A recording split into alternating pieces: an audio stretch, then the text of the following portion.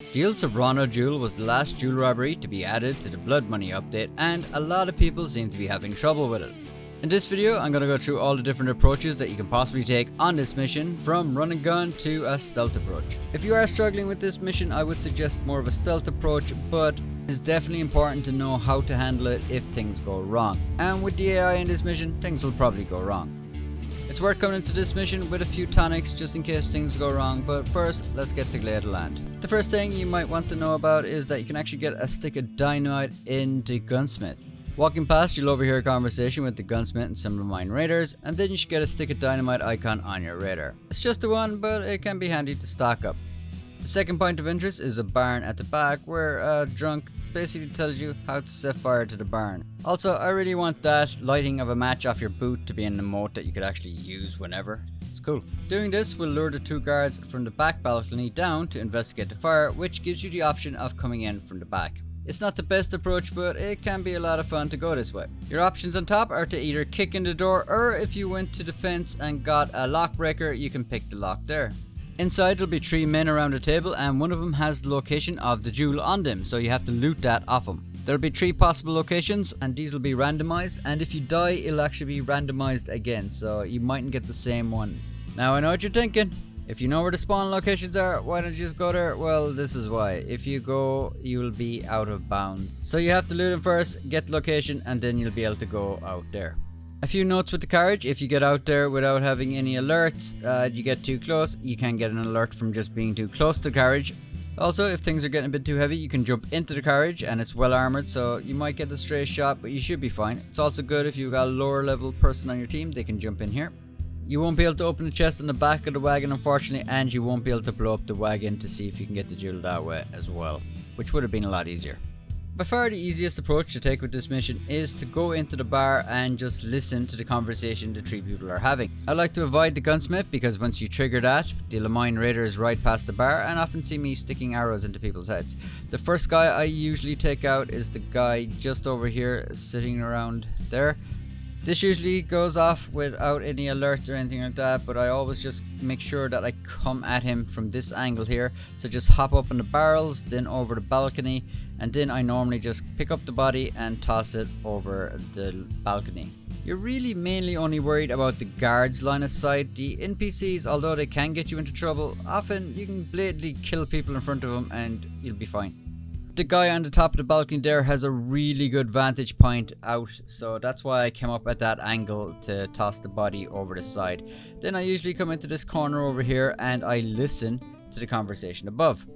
The other guard I like to take out is the one that was leaning on the bar. He either goes left or right. If he goes right, just past me, I will follow him out and kill him. If he goes the other way, I'll just leave him off. During the conversation, the target will take 2 breaks. On these breaks, he'll do one of 3 things. He'll either come to the bar to get a drink, go out to the top balcony to smoke a cigarette, or he'll go to relieve himself in the toilet outside. If the target comes down for a drink, I will just wait for him to go back up. If the NPC who is standing at the top of the spiral staircase decides to walk down while the target's out having a drink, I will actually just walk up so I can get into the balcony position. That way I can be in the balcony in case he goes out there on his second break. If he does actually go out to smoke on the first break, well, then you're gonna have to wait for this guard to walk down. Once he walks down, you can just walk up and then just casually walk out to the balcony. You definitely want to make sure the doors are closed and not too many NPCs out there, and then just take him down.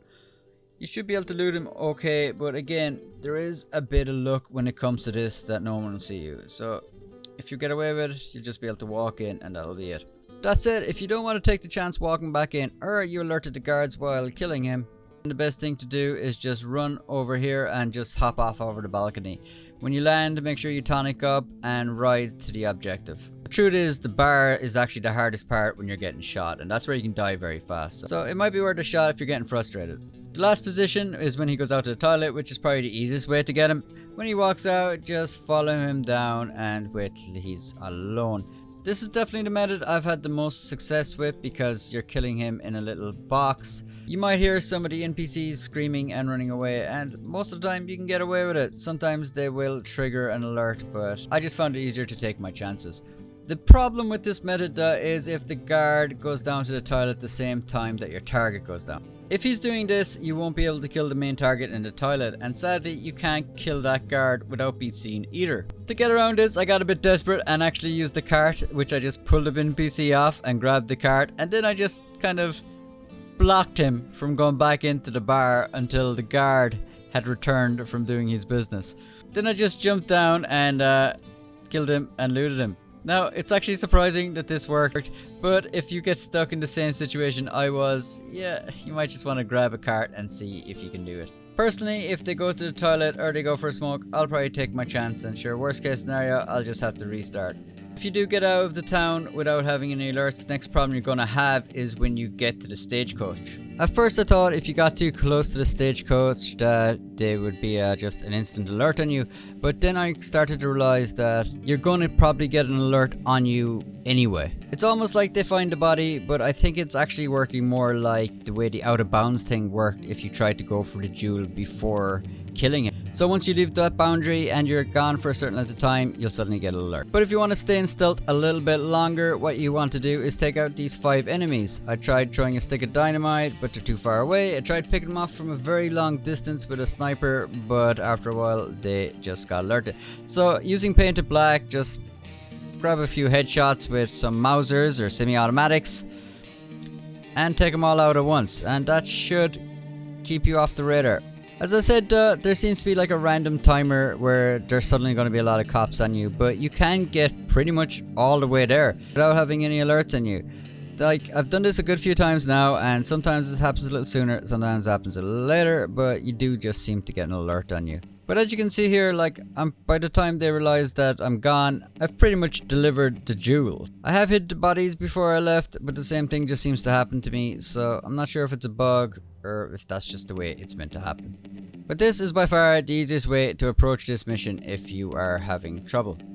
I normally just dump the wagon in and I don't really wait that long, but if you're trying to maximize the payout on this, you would want to wait a full 30 minutes, which would get you 0.48 gold, 1500 XP and 187.50 cash. Doing it on Ruthless mode does get you the Duplessis top hat if that is the kind of hat you are looking for in the game. This is how you do it. Now, let me know in the chat what you prefer doing. Do you prefer going in stealth or do you prefer going in guns blazing? Whatever approach you do go for, why not let us know below any tips that you have from tackling this mission. Now that we've got all 3 of them, I'm also curious to know what your opinions are on these missions. Personally, I like the missions, but I just don't think they pay enough for the effort that it is to get all the capitali and then do the missions. I think either the pay has to go up to balance that, or else you just don't have to use capitali to play these. I would prefer if the pay went up because that would make a lot more sense. Those are big ass jewels that you just robbed from high security places, so surely they are worth something. Love reading your comments, so be sure to let me know. Hope you found this helpful, and if you do, why not leave a like? It really does help me out with the algorithm. That's it. Catch you in the next one.